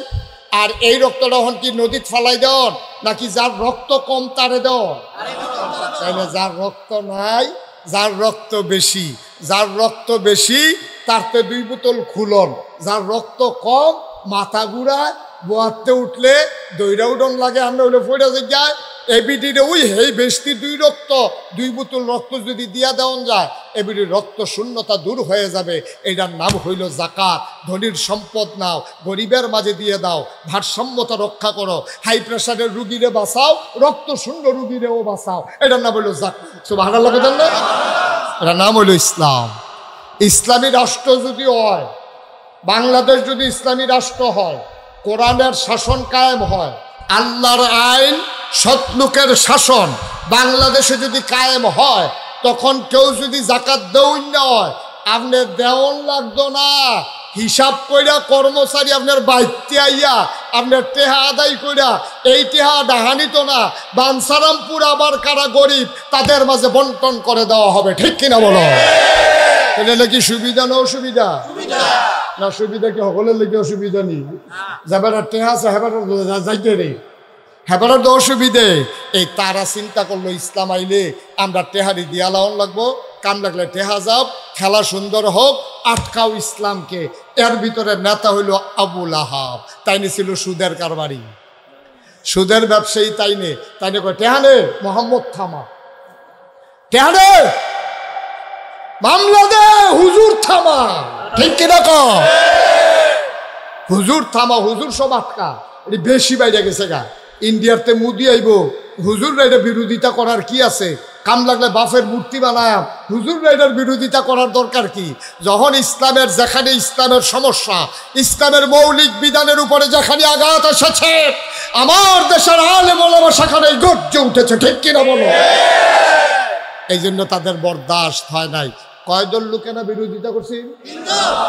একদল হইল রাষ্ট্র ক্ষমতা, 2 নম্বরে টাকাওয়ালা, 3 নম্বরে হইল ওই সময়ে যারা ধর্মীয় নেতা ছিল, তারারও তো একটা ধর্ম আছিল, 360টা দেবদেবী আছিল, পূজা দেউন্যা ব্রাহ্মণ আছিল, তো তারা হেতারা বিরোধিতা করছে। আচ্ছা, হেতারা বিরোধিতা করলো কোন দুঃখে? নবীও ধর্মের কথা কয়, হেতারাও ধর্মের কথা কয়, তো আরো নবীর লোকে মিললে না ধর্মের কথা, তো হেতারা বিরোধিতা করে গেলে। হেতারা বিরোধিতা করার কারণ হইল প্রকৃত ইসলাম থেকে, প্রকৃত ধর্ম থেকে তারা দূরে সইরা তাদের ধর্মটারে তারা কামাই রোজগারের রাস্তা বানাই লেছে। ঠিক কিনা? আজও বাংলাদেশে এরকম একদল আছে নাকি না? আজকেও একদল বাংলাদেশে এমন আছে, ধর্মটারে ব্যবহার কইরা, এটারে ব্যবহার কইরা এটারে ইসলামটারে গজব কইরা, টুফি একটা মাথার দিয়া, দাড়ি কয়টা রাখিয়া, পাঞ্জাবি একটা গাও দিয়া, মনে হয় যেন কত্তরা হুজুর। এই কত্তরা হুজুরে এবারে কোরআন শরীফের আয়াতও কয়, আবার গান, নাউজুবিল্লাহ কয় না তো, গানও কয়, মাঝে যে কোরআন শরীফের আয়াতও কয়। তারা ইসলামের পক্ষে বিশাল শক্তি নিয়ে দাঁড়াইতে চায়। প্রকৃত ইসলাম কায়েম হোক, ওই ধর্ম ব্যবসায়ী যারা, তারা কখনো চাইতে পারে না। ঠিক আছে? আমরা যারা প্রকৃত ইসলামে বিশ্বাসী, আমরা তো মনে করি যে ইসলাম কায়েম হইলে ভালা, কিন্তু হেতারা কয় না না না না, আমরা যেটা আছি এইটা ভালা, ধর্ম যার যার, উৎসব সবার। এই কথা কি আপনারা মানেন? মানেন? ধর্ম যার যার, উৎসব আমার কথা কেন, ধর্ম যার যার, উৎসব তারার, ধর্ম তারার উৎসব তারার। তবে প্রসঙ্গক্রমে বলে রাখি, এই বাংলাদেশে 5ই আগস্ট যখন নতুন করে আবার স্বাধীন হলো, আমার পার্শ্ববর্তী দেশ থেকে বিভিন্ন গোয়েন্দা এজেন্ট এবং বিভিন্ন কুচক্রী মহল, তারা দেখেছে দেশটা সুন্দরের দিকে আগাইতেছে। এখন কেমনে কহেন দিয়া ফ্যাস লাগান যায়, কয়দিন পরে পরে একটা ফ্যাস লাগা। 15 বছর ধরে কোনো দাবি দেওয়া নাই, এই সরকার আইতে পারছে না, 1 মাস হয়েছে না, আমরা আনসারেরা বেড়াইয়া খেয়ে নিয়েছে না। কি আসলাম এতদিন?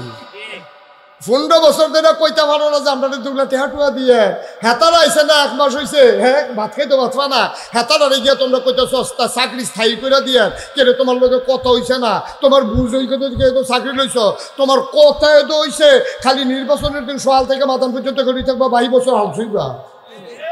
ঠিক কিনা কও? তো তোমার স্থায়ী করবো, কিন্তু স্থায়ী করে তোমার টেহা দিলে সর্ব টেহার আইব করতে। ঠিক কিনা কও? 15 বছর লাগে আওয়াজ নাই, তাই না? সুহি মারছে, তাই না আদায় করণের লেগিয়া, নাউজুবিল্লাহ কোন না কেন? এই এখন যারা দেখবেন দাবি দেওয়া নিয়ে নামে, বুঝতে হবে তারা আপনারা যখন আগুন লাগছে, হ্যাঁ বেড়াই এসে আলু পোড়া দিয়া খাইতো। ঠিক নিও? হ্যাঁ তার কি আগুন ফুটে যায়, ঘর ফুটে যায়, আর হাতে গিয়ে আগুনের তলে আলু পোড়া দিয়া বাতাস করে, আগুনটা যখন লাগছে, আল্লাহ ভালো হয়েছে, আলু ডিফোড়া দিয়া খাইতাম ফেরা। তার গিয়ে ঘর লইয়া কারবার, আর তোমার গিয়ে আলু পোড়া এনে উদাম করে সিহন জিংলা দিয়া ফটফাট করে করে কি সমঝাই তো। ঠিক কিনা কও? সুতরাং ওই ধর্মের যারা প্রকৃত ধর্মের বিধান চায় না, তারা আল্লাহ নবীর দিন কায়েম হইতে দেয় নাই। যুগে যুগে বাধা এসেছে, ঝড় ঝাপটা এসেছে, আল্লাহ রসুল সাল্লাল্লাহু আলাইহি ওয়াসাল্লাম দ্বীনের দাওয়াত দিতে দিতে আবার কাবার কিনারে, আল্লাহর নবী কাবার কিনারে বসে আছেন। কিছুক্ষণ পর তিনি চিন্তা করলেন, আমি 2 রাকাত নামাজ পড়ে ফেলি। আল্লাহ নবী নামাজের ভিতরে মজা পাইতেন। তিনি আস্তে করে ওযু করে নামাজের ভিতরে সাজদায় চলে গেলেন। আবু জেহেল তাকাইয়া দেখে নবী সাজদায়। নবী আমাদের মতো সাজদা দিতেন না। তিনি সাজদা দিলে মানুষ মনে করত তিনি বোধহয় আর কখনো মাথা উঠাবেন না। বলেন সুবহানাল্লাহ। সাজদায় পড়ে আছেন নবীজি।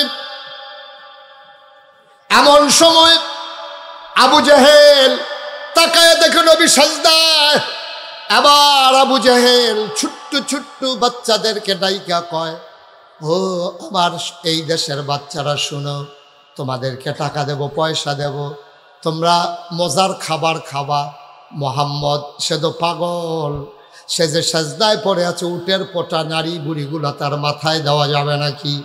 বাচ্চারা আনন্দ পাইছে, সবাই মিল্লা টান্না নবী সাজদায় পড়ে আছে, উটের নারী বুড়িগুলা মাথার উপরে চাপাই দিছে। বলো নাউজুবিল্লাহ। বাঞ্ছারামপুরের মুসলমান, এমনি এমনি ইসলাম আসে নাই রে ভাই, বড় কষ্টের বিনিময় ইসলাম। আবার নবীর মাথার উপরে যখন নারী বুড়িগুলো চাপিয়ে দেওয়া হলো, তিনি ওজন সইতে পারলেন না। সাজদার সময় 2টা হাত তার ছড়িয়ে গেল, পাগুলা পেছনের দিকে ছড়িয়ে গেল, বুকটা ওনার মাটিতে লেগে গেল, শ্বাস ফেলতে পারেন না। একটা মহিলা যাচ্ছিল রাস্তা ধরে, ডাক দিয়া দৌড়াইয়া নবীর বাড়িতে গেছে, গিয়া কয়, ফাতেমা গো, ও ফাতেমা, তোরা ঘরের ভেতরে তোর আব্বারে তো আবু জেহেল মাইরা ফালাইতেছে। ফাতেমা দিলেন দৌড়, ছোট্ট মানুষ টেনে টেনে উঠেন, নারী বুড়িগুলো সরালেন, বাবাকে উঠে বসাইলেন, টেনে টেনে জমজম কূপের কিনারে নিয়ে গেলেন। ছোট্ট মানুষ কুশ করে করে নবীর গায়ের ওই ময়লাগুলো, গোবরগুলো, রক্তগুলো, পচা রক্তগুলো এই ফাতেমা রাদিয়াল্লাহু তাআলা আস্তে আস্তে করে ধুয়ে দেয়। ফাতেমার চোখ বেয়ে বেয়ে পানি পড়ে। বাবাকে আদর করে কয়, বাবা, ও বাবা, তুমি কি খুব খারাপ মানুষ? তোমারে মক্কার মানুষগুলো কেন মেরে ফেলতে চায়?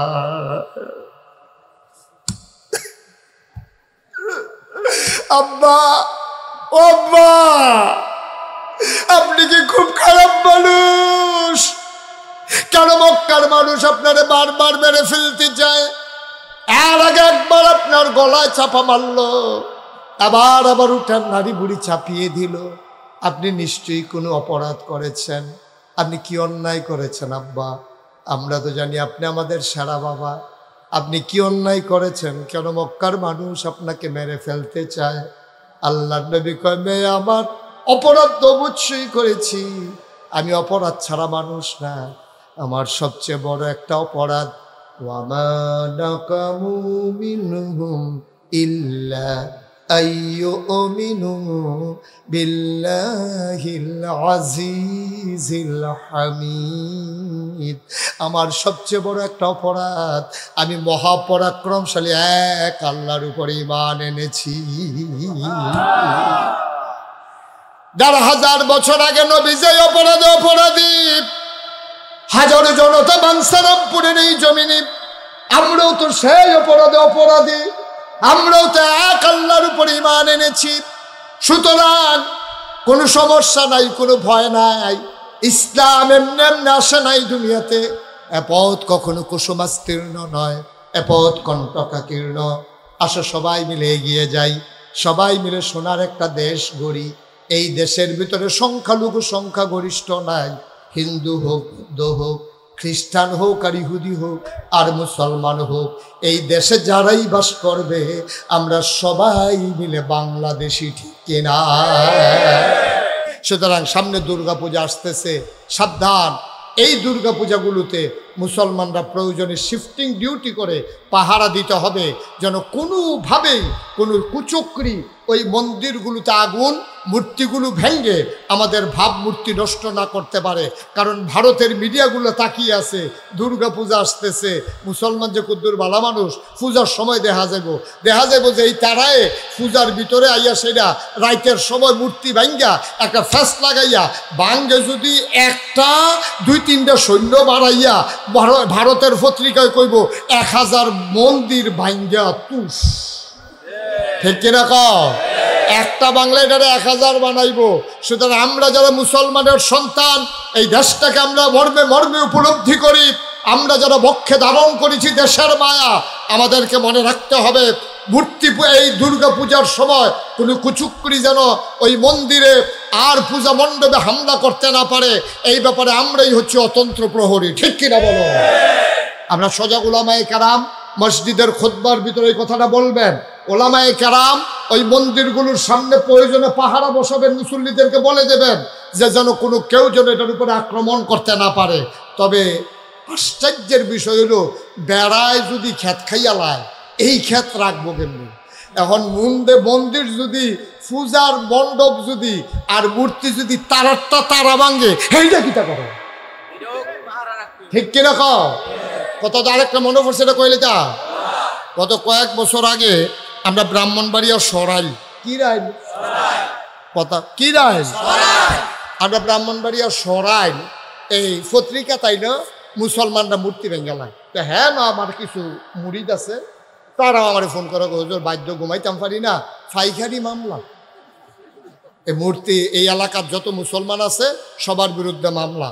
তো আমি তোমরা যে এত বছর ধরে একখানো থাহ, কোনো সময় মূর্তি ভাঙাভাঙি হইল না। আমি যদি তোমরা কতবার গেলাম, দেখলাম হিন্দু বেড়াই আমার সাহিত্য আইয়ে ওয়াজ শুনতো আইনে, তারা তোমরা শেয়ার দাও, এই খাতিরটা নষ্ট হইলো কেমনে? হুজুর এটা তো আমরাও চিন্তা কত পরে ধরছি তো। আমি কেমনে ধরছ? মূর্তিটি ভাঙ্গে কারা, এটা নিয়ে আমরা একটা টেনশন আছি। তখন মুসলমান আমরা বইয়া বুদ্ধি করলাম, রে মূর্তিটি ভাঙ্গে কারা, এটা পাহারা দিয়ে ধরতে হইব। তো ওই মন্দির কালীবাড়ির উপরে, কালীগড়ের উপরে আসছিল আম গাছ, আমরা মাদার নালা গুস্তিংড়ি দিয়ে দড়ি মরি টোসার মোসাইড লইয়া হ্যাঁ নগি ওইটা বইয়া রয়েছি, রাইতে এনা ভাঙ্গে আর যা খাইবা ধরা।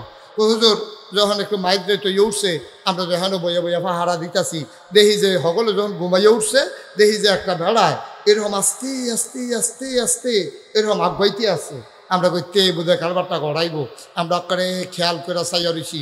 যেই মাত্র আইয়া ম্যাচের কাড়িরা বাড়ি দিছে, আগুনটা ধরানের লেগিয়া ফইরে গেলাম, উফরে গাছেতে ফাল দিয়া ফইরে সেটা তার আঞ্জা দিয়ে হতাই লইলাম, 3-4 জনের যাতা দিয়া ধরলাম। কেডার এইটা চিনিনা দি, এই চিনিনার ভিতরে দিয়া তেজ দফাদফি করছে, ফরনের লুঙ্গি নাই, চাইয়া দিদি মুসলমানি করাইছে।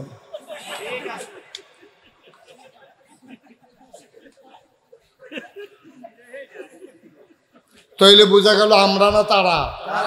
আমি তো এলাই গিয়ে কই, আরে আমরার ফলা পাইলে ইট বাঙ্গাই মেশিন দিয়া, এইটা যে মূর্তি ভাঙতো যায় কি তো ইটে বাঙ্গাই তাদের মেশিন দিয়ে মূর্তি ভাঙানোর সময় কো, তখন আমি বুঝছি আসলে তারা আমরার তারা না, বাংছে আবার হ্যাঁ তারাই, ঠিক কিনা কও? এই হইল বাংলাদেশ। সুতরাং ওই আমার এক ভাই বলছে, আমার পছন্দ হয়েছে যে তারা ভাঙুক আর হেতারা ভাঙুক, আমরার দায়িত্ব হলো পাহারা দেওয়ান, ঠিক কিনা কও? মানে আমরার ঘরটা আমরা চাইয়া রহন লাগবো, এই ঘরে ইন্দুর থাকবো, বান্দর থাকবো, তেলাফুকা থাকবো, টিকটিকি থাকবো, এটিতে মাইরেও ফরা যাইতো না, আবার এটিতে চাইলেও দেওয়ান যেত না। আমরার ঘরটা আমরা চাইয়া, ঠিক নি রে? বেশি বাইরে গেলে পরে ইন্দুরের ওষুধ দেবে, এটা পরে ওহনে দরকার নাই। অহন কোনো মতো একবার শান্ত হইয়া আমরা দেশটা একবার টিক্কালো। এখন যেহেতু আমাদের হাতে অনেক সম্পদ, স্বাধীনতা নামক সম্পদ আছে, এটাকে পাহারা দেওয়ার দায়িত্ব আমাদের আছে নাকি নাই? আল্লাহ যেন কবুল করে, সবাই কো আমিন, জোরে বলেন আমিন। আল্লাহর খাস মেহরবানি, বাংলাদেশ ইতিহাস তৈরি করেছে 5ই আগস্টের পরে আমরা কুমিল্লা শহরে যতগুলো মন্দির ছিল সবগুলোতে মাদ্রাসার ছাত্রদেরকে আমরা পাহারায় বসিয়ে দিয়েছি। আপনারা শুনে খুশি হবেন, কুমিল্লায় না গোটা বাংলাদেশে একটা মন্দিরের একটা মূর্তির গায়ে আঘাত পড়ে নাই, ঠিক কিনা বলো? তাহলে আমরা ইচ্ছা করলে যেহেতু পারি, সামনের দিকে একটা টার্নিং পয়েন্ট হচ্ছে আমাদের এই মূর্তি, এই দুর্গা পূজা, এটার সময় যেন কোনো ঘটনা না ঘটে, এটা আমাদেরকে পাহারা দেওয়া লাগবে। আমরা রাজি আছি সবাই ইনশাল্লাহ? আমরা মুসলমানের ফুতায় হ্যাঁ গিয়াছে হেতারার লোকের নাচন খাওয়ানোর দরকার নাই। হেতারা আল্লাহ চাউল দিয়া কলা দিয়া দুধ দিয়া কোচাইলা কিতাব আনছে না কিতাব আনছে হেতা খাস কীর্তি খাওয়াসের দল।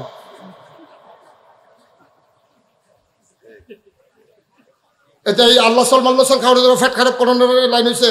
দেখ কাম লাগলে খিচুড়ি টানতে খাইতে মনে করলে মারে কইলে হতো সেটা এবিটি খাই রান্না দিব তোরা খাইয়া নেবি দেশি মুরগা দিয়া।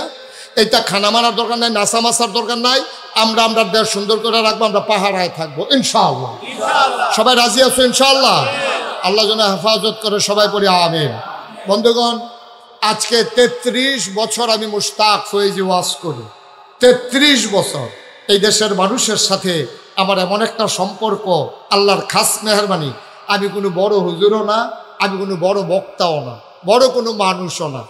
এই কয় বছর আগেও তো কলামুডার সিফাত খের কুইরাত উডানো কত ওয়াজ আমি করছি। ওখানে না কয়টা মানুষ আইয়ে চাইতো আইয়ে।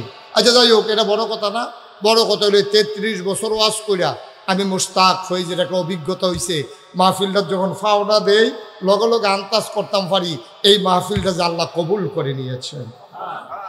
আজকে আমার মন সাক্ষী দিয়েছে আপনাদের মাহফিল আল্লাহ কবুল করে নিয়েছেন। আরো জোরে কোন আলহামদুলিল্লাহ। আমরা কি এতে বেজান না খুশি? আমার মনটাই কইতে আছে যে আল্লাহ 15টা বছর ধরে তোমার জুড়ে একটা আল্লাহ কইয়া ডাক দিতাম পারছি না। ও তোমার মনটা বইরা কলজাটা ঠান্ডা কইরা আর যে আল্লাহ কইয়া একটা ডাক দিয়া এই যায় গোনা টোনা হয়েছে এসব দিয়ে হালাই দিয়া তারপরে বাইক নিষ্পা পইয়া ঘরে গিয়ে হইতা তাহাম আজরাইল এলে মরে যাইতাম ফেরেশতারা যেন টান দিয়ে নেই এটা দিয়ে জান্নাতের ভিতরে হালাই। রাজি নি রে? আমরা জান্নাতে যাইতাম, চাই নাকি চাই না? সবাই মিললে জান্নাতে যাম। এবার বোধহয় যাইতো না, বোধ হয় এবার না হইলে আমি জান্নাতে বাদ যাইতাম, আমি জান্নাতে যাইতাম না। সবাই বস, আমরা এখন তওবা করব। দরকার আছে নিও গোনা মাফের দরকার আছে নি? এখন আমি যে এতটান কইলাম দিনটা রাখা এই ইসলামটারে চাইয়া রাখতে হইলে আমরা আঘাত হইব, সহ্য করতে হইব, মামলা হইব, জান দেওয়ান লাগবো, হিন্দু বাড়ি বেড়াইয়া পাহারা দেওয়ান লাগবো। এতটান যে কইলাম আমরা আগে মুসলমান হইলে না, ঠিক কিনা কও? এই মুসলমান হওয়ার জন্য আল্লাহর খাস মেহরবানি বাংলাদেশের প্রত্যন্ত অঞ্চলে যেইভাবে মাদ্রাসাগুলো এই বাচ্চাটিরকে আউযুবিল্লাহ শিহায়, বিসমিল্লাহ শিহায়, কোরআন শরীফ শিহায়, অজু গোসলের ফরজ শিহায়, এটার দরকার আছে নাকি নাই? একটা লোক লাভ দিয়া দাঁড়াইবেন যে হুজুর জান্নাতে যেহেতু যাইতাম চাই, আর যেহেতু সুন্দর কইরা আল্লাহর খাস মেহরবানি ইসলামটারে টিকেই রাখতে চাই। মায় যদি মুসলমান হয় এই বেটির ঘরে যত জিফুত হইব সব দি মুসলমান অহন লাগবো, ঠিক নি রে? আল্লাহ যেন কবুল। আহা দেখছেন কারবার? তোমরা যেই বুঝুন না হইছ মাদ্রাসার পক্ষে কথা কইতে আসি, তোমরা মাদ্রাসার ফলাফল উঠলে আগে কি কারবার? কি একজন লোক উঠতেন না? দয়া করে বসান একটু, সবাই কনা আমিন, জোরে কনা আমিন। আল্লাহ যেন হেফাজত করে, সবাই কনা আমিন। আজকে আমরা আব্বার জন্য প্রচন্ড গরমের মাঝে হাজারো জনতা হাজির হয়েছেন। আহারে আব্বা, আহারে আম্মা, এই বাইরে এরকম গরম, চতুর্দিক দিয়ে যেন মাটি, হেন জানি কি গরম, কেমনে জানি আম্মায় থাকে।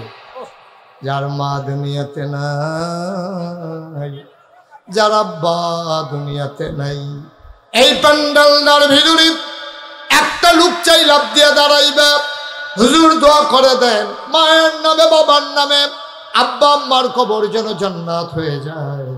এই আশায় মায়ের নামে, বাবার নামে এই মাদ্রাসার জন্য, মেয়েদের মাদ্রাসা। আহারে মা যদি ভালো হয়ে যায় সন্তানগুলো ভালো হয়ে যাবে। হুজুর এই আশায় এই মাদ্রাসার জন্যে আমি দিয়ে দেব 20,000 টাকা। ভাই কয়েকটা মিনিট চাইছিলাম, একটু মাদ্রাসাটার দিকে একটু মায়া লাগে না ভাই? আপনাদের বেড়াই তো পড়বে, কয়েকটা মিনিট সময় দেন, কয়েকটা মিনিট, তারপর আমরা দোয়া করে দেবো ইনশাআল্লাহ। আমি বুঝতেছি গরম, কয়েকটা মিনিট বসেন। 1 নম্বরে কে আছেন? 20,000 টাকা আছেন?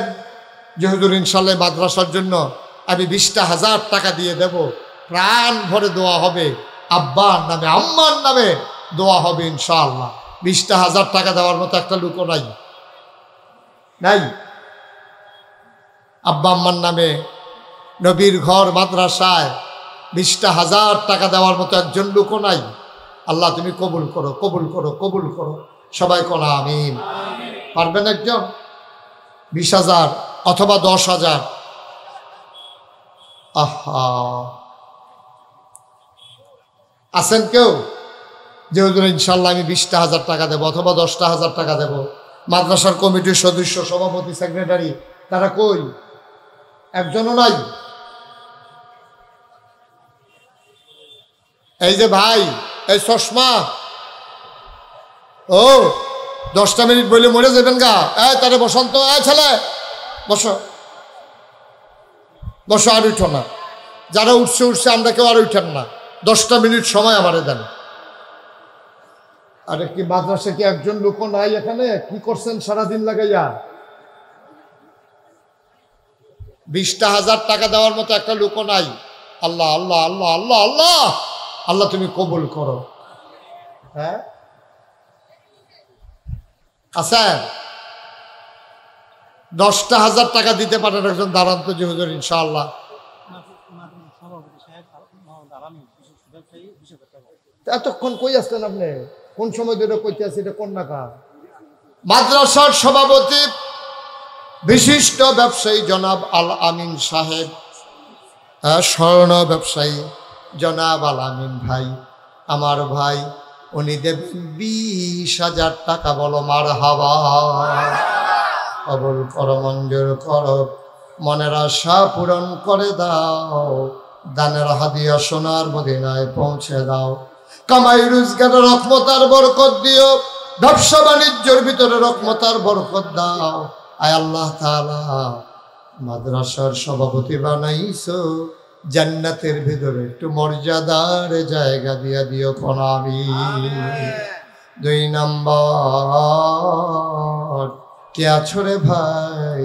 10,000 টাকা কবুল করো।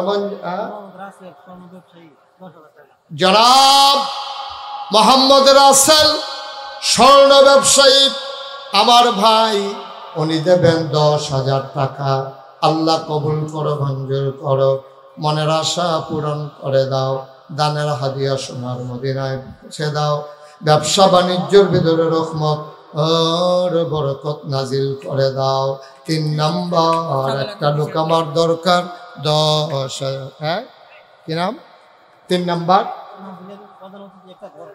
মাশাআল্লাহ, আজকের মাহফিলের প্রধান অতিথি জনাব অ্যাডভোকেট মোহাম্মদ জিয়াউদ্দিন। এখন তো প্রধান অতিথি 3-4 জন। প্রধান অতিথি জনাব মোহাম্মদ ডাক্তার মোহাম্মদ রফিকুল ইসলাম খোকন, আমার ভাই, উনি মাদ্রাসার জন্য একটা ঘর বানাই দেবে। বলো মারহাবা। আরে জোরে কোন মারহাবা। আস্তে একটা ঘর দিয়ালাইতে আছে, এই মারহাবা হইব। আল্লাহ কবুল করো, মঞ্জুর করো।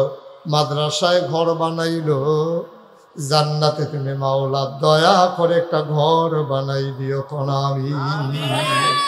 কবুল করো, মঞ্জুর করো, মনের আশা পূরণ করে দাও, দানের হাদিয়া সোনার মদিনায় পৌঁছে দাও।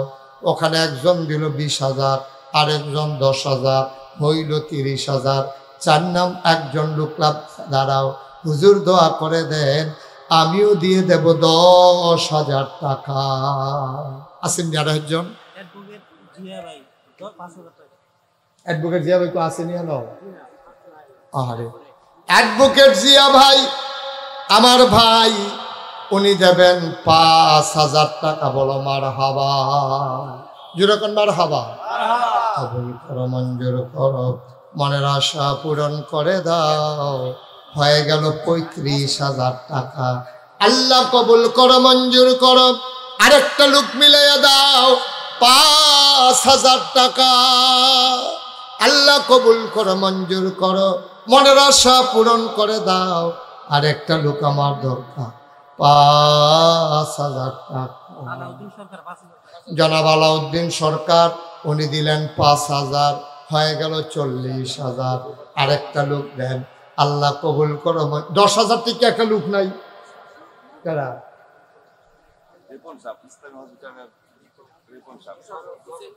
কতবার আপনারা কইলাম লিটন ভাই যেন বইয়া বইয়া কিতা করেন? এতক্ষণে কয় কি নাম? মোশাররফ হোসেন। আয় ছেলে আয় বস। এখন তো ফাঁক হয়েছে, এখন উঠো কি তা কামড়ালে হুইতে নালে বা জায়গা পাইছে। মোশাররফ হোসেন রিপন, ইসলামী হসপিটাল। মোশাররফ হোসেন রিপন আগে হইয়া রয়েছে একটা গড় 40,000, রিপন ভাই 10,000, হয়ে গেল 50,000 টাকা। বলো মারহাবা। কবুল করো, মঞ্জুর করো, মনের আশা পূরণ করে দাও। জনাব জালাল সরকার সাহেব উনি দেবেন 10,000 টাকা। বলো মারহাবা। 10,000 দিছে, হয়ে গেছে মাশাআল্লাহ 60,000। আমেরিকান প্রবাসী মোহাম্মদ শামীম উনি দেবে 10,000। তাইলে 60 আর 10-এ হয়ে গেছে 70,000। বলেন মারহাবা। 70,000। আল্লাহ। শাহজাহান ভাই পূর্বপাড়া উনি দিলেন 5,000, হয়ে গেল 15,000। আল্লাহ কবুল করো, মঞ্জুর করো, মনের আশা পূরণ করে দাও। দানের হাদিয়া সোনার মদিনায় পৌঁছে দাও। কামাই রোজগারের রহমত আর বরকত বাড়াইয়া দাও। আমিন। ভাই মাশাআল্লাহ, আল্লাহ করলে আমরা 75,000 টাকা আর একটা ঘর হইছে।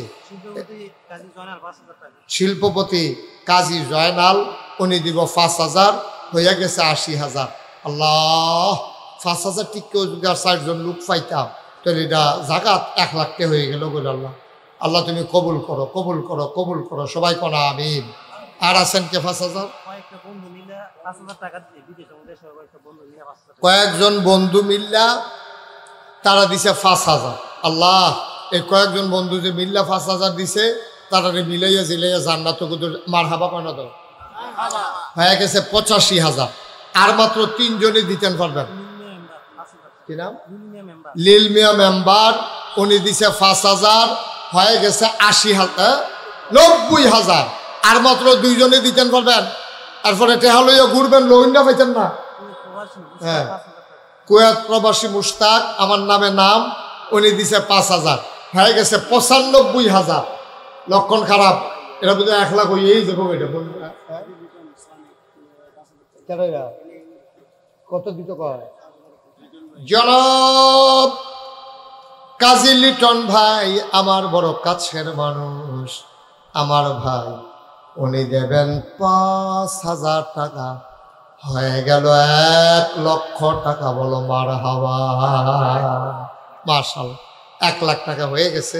আরেকটা ঘর হইছে, একটা মাদ্রাসার লেগে এগুলো অনেক টেহানা। আল্লাহ আল্লাহ। হ্যাঁ, সেলিম স্বর্ণকার 3,000, কামাল স্বর্ণকার 3,000, হয়ে গেছে 6,000। আর 1 লক্ষ টাকা যেটা, এটা আলগা রয়েছে। হ্যাঁ, এটা হুজুর আপনার কাছে রাখতেন 1 লাখ টাকা, আমরা যখন চাই দিয়ে দিই। হ্যাঁ, কারা? সানাউল্লাহ হাজি। আপনি সানাউল্লাহ হাজি সাহেব উনি দিলেন 2,000, 6 আর 2 হয়ে গেছে 8,000। এটা সানাউল্লাহ হাজি সাহেবের 2,000 টাকা চাই। 10 মিলানের লেগা এটা চাই 2,000। উনি মিলমিশের লোকে, উনি সমাজের ভিতরে মিল করে ইনশাল্লাহ কোনো সমস্যা হইতো না তো। ইনশাল্লাহ মারহাবা কথা কেন? হলে কেন মারহাবা করে আমরা টেহা দিবেন কিনতে? মারহাবা বলো। হাজি সাহেব দিয়া লাইছে 4,000, আগে হইয়া দিছে 6,000, হয়ে গেছে 10,000। বলো মারহাবা। মাশাআল্লাহ।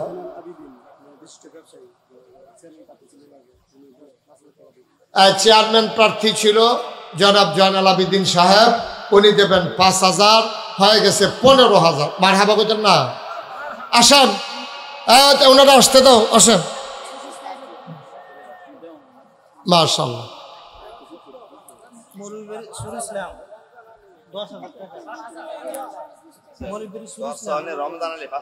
হ্যাঁ, চরছয়ানি, আমি না চরছয়ানি গেলাম। হ্যাঁ লু, আচ্ছা। চরছয়ানি নিবাসী জনাব রমজান আলী ভাই দিল 5,000। আগে ওই আর কত না, আগে 10, আর উনি দিছে 5, হয়ে গেছে 15। মাশাআল্লাহ। কি ইসলাম? আরে পুরা নাম কোনটা কি? সুরি ইসলাম কি? এতক্ষণ ধরে কিতা করলেন আপনি? এটি শফিকুল ইসলাম, কত সুন্দর নাম। সুফি ইসলাম, সুরি ইসলাম। আমি কিতারে সুরি ইসলাম, কিতারে মোহাম্মদ শফিকুল ইসলাম, সুন্দর নাম। হ্যাঁ, শফিকুল ইসলাম ভাই অসুস্থ, নগদ দিয়ে দিছে 5,000, হয়ে গেছে 20,000 টাকা। বলো মারহাবা। মাশাআল্লাহ। আর কে আছেন? হিমেল দুবাই প্রবাসী 5,000, হয়ে গেছে 25,000। আল্লাহ আল্লাহ আল্লাহ, তুমি কবুল করো আল্লাহ। আর কেউ আসেননি? নুরুমিয়া 1,000, হয়ে গেছে 26,000। 26,000। দিন ইসলাম সৌদি প্রবাসী 5,000, এখন হয়ে গেছে 31,000। এটা বোধহয় 50-এর লক্ষণ ধরছে, নমুনায় কয়। মারহাবা বলেন। 31,000 হয়ে গেছে গা। আর কেউ আসেননি? 5,000। দুবাই প্রবাসী ফারুক ভাই, উনি দিছে 5,000। বলেন মারহাবা। আচ্ছা, আর কেউ আছেন? আর কেউ আছেন? তাহলে কত হইলো? 36,000।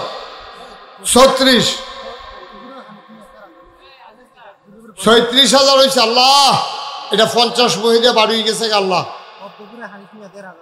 তাহলে মিলাইম কেমন পরে? এবারে কো 500 টাকা ফেরত দিয়ে 1,000 টাকা দিত কন, না হলে 2,000 টাকা দিত কন। কোনটা করবো জিগাম? কো এবারে কো 2,000 ফারতেন না? 2,000। আরে 1,500, কখন 500 চাই লগে 2,000। কি নাম? মোহাম্মদ হানিফ মিয়া 2,000। আগে ওই রয়েছে 36,000। 36-এ 2 38,000। আর মাত্র গোলাপ হোসেন মরিচাকান্দি 5,000, হয়ে গেল 43,000 টাকা। বলো মারহাবা। মাশাআল্লাহ মাশাআল্লাহ। হ্যাঁ, নুরুল ইসলাম 1,000, 44,000। কি নাম? মাস্টার আল আমিন সাহেব, উনি দিলেন 2,000। আগেটা কত হয়েছে? 44। 44 আর 2 হয়ে গেছে গা 46। আর মাত্র 60 জন। সিদ্দিকুর রহমান 2,000, 48। হ্যাঁ, গিয়াসউদ্দিন হাজির 2,000, হয় 50,000 টাকা। বলো মারহাবা। আরো 1 লাখ আছে, একটা ঘরও আছে। আস্থা কারা?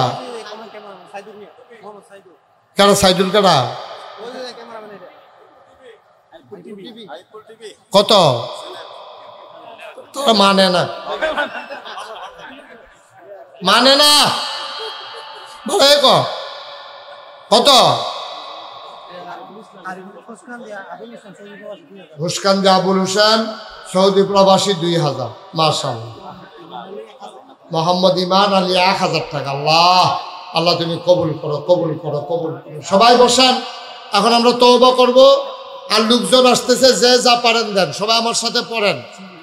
শফিকুল ইসলাম সৌদি প্রবাসী 5,000। আল্লাহ তুমি কবুল করো। পশ্চিম পাড়ার কবির মিয়া 1,000 টাকা। আবুল হাসেন 500 টাকা। জি, সবাই ছেলেরা গেছে। আপনারা 100, 200, 10, 20 যে যা পারেন দেন। খালি দিয়েন না, দয়া করে খালি দিয়েন না। আল্লাহ বরকত দেবে ইনশাআল্লাহ, ইনশাআল্লাহ। নান্নু স্বর্ণকার, উনি দেবেন 1,000 টাকা। আল্লাহ কবুল করো। 5,000 কবুল করো, মঞ্জুর করো, মনের আশা পূরণ করে দাও। আব্দুল মজিদ ভাই 500 টাকা। আব্দুল রশিদ মেম্বার 1,000 টাকা। কবুল করো, মঞ্জুর করো, মনের আশা পূরণ করে দাও। দানের হাদিয়া সোনার মদিনায় পৌঁছে দাও। আল্লাহ কবুল করো, মঞ্জুর করো, মনের আশা পূরণ করে দাও। দানের হাদিয়া সোনার মদিনায় পৌঁছে দাও। কামাই রোজগারের রহমত আর বরকত। কি নাম? রবিউল্লাহ ভাই। আল্লাহ উনি দেবেন 2,000 টাকা। জি, ওনারা ওইখানে দেন সবাই। আর আমার সাথে জি, নিয়ে আসেন, নিয়ে আসেন। আরিফুল ইসলাম ইতালি প্রবাসী 5000, আরিফুল ইসলাম ইটালি প্রবাসী 5000 টাকা, ইয়াসিন মিয়া 1000, আরো কিছু টাকা আল্লাহ কবুল করো, মঞ্জুর করো, মনের আশা পূরণ করে দাও, দানের হাদিয়া সোনার মদিনায় পৌঁছে দাও, কামাই রোজগারের রহমত আর বরকত বাড়াইয়া দাও সবাই। হ্যাঁ, প্রবাসী জাকির মিয়া 2000 টাকা, কুয়েত প্রবাসী জাকির ভাই উনি দোয়া চেয়েছেন অসুস্থ, 2000 টাকা। সবাই আমার সাথে পড়েন, আউযু বিল্লাহি মিনাশ শাইতানির রাজিম। সবাই বসেন, যারা পারেন একটু তওবা করি, হুজুর বসেন, একটু তওবা করি, সবাই বসেন, সবাই পড়েন আমার সাথে। ভাইয়েরা যারা আছেন একটু বসেন, আমরা আল্লাহর কাছে মাফ চাই। সবাই পড়েন, আউযু বিল্লাহি মিনাশ শাইতানির রাজিম। কথা শুনেন নাই, একটু বসেন। এতক্ষণ তো দাঁড়াইছিলেন, কিছু বলি নাই, এখন যেহেতু তওবা করবো ভাই, এই যে একটু বসেন যুবক। হুজুর আপনি মাদ্রাসায় 5000 টাকা দিবেন। না আচ্ছা তুমি মাদ্রাসা না মসজিদে? মাশাআল্লাহ, আমি আপনার জন্য এই 5000 টাকা সই মসজিদের জন্য। কি নাম আপনার? আমার নাম মোহাম্মদ আবুল হোসেন মুস্কান। আচ্ছা, আমি বলতেছি আপনার কুশকান্দি, এটা তো বানসারামপুরে কুশকান্দি। কিছু করে 2000 টাকা দিয়েছিলাম এখানে। মাসুদ মিয়া 1000, মিজানুর রহমান 1000, হুসেন মিয়া 1000, রাসেল স্বর্ণকার 1000, বুরহান মিয়া 500, মনির হোসেন 1000, নাদিম মিয়া 500, উজ্জ্বল 1000। মাশাআল্লাহ, এগুলো আগে দিছে। আমরা সবাই একটু তওবা করি। হ্যাঁ, বইতেন না বন, শরম কি আর বন। বসেন, সবাই বসে একটু তওবা করি। সবাই আমার সাথে চক্ষু বন্ধ করে বসেন, পারলে নামাজের মতো বসেন, যারা পারেন নামাজের মতো করে বসেন। সবাই আমার সাথে পড়েন, আমার মায়েরা বোনেরা ঘরের কোনায় যারা আছেন তারাও পড়েন, সবাই পড়েন, আউযু বিল্লাহি মিনাশ শাইতানির রাজিম। সবাই পড়েন, আউযু বিল্লাহি মিনাশ শাইতানির রাজিম, বিসমিল্লাহির রহমানির রহিম, আস্তাগফিরুল্লাহ রাব্বি মিন কুল্লি যামবিন ওয়া আতুবু ইলাইহি লা হাওলা ওয়ালা কুওয়াতা ইল্লা বিল্লাহিল আলিয়্যিল আযীম।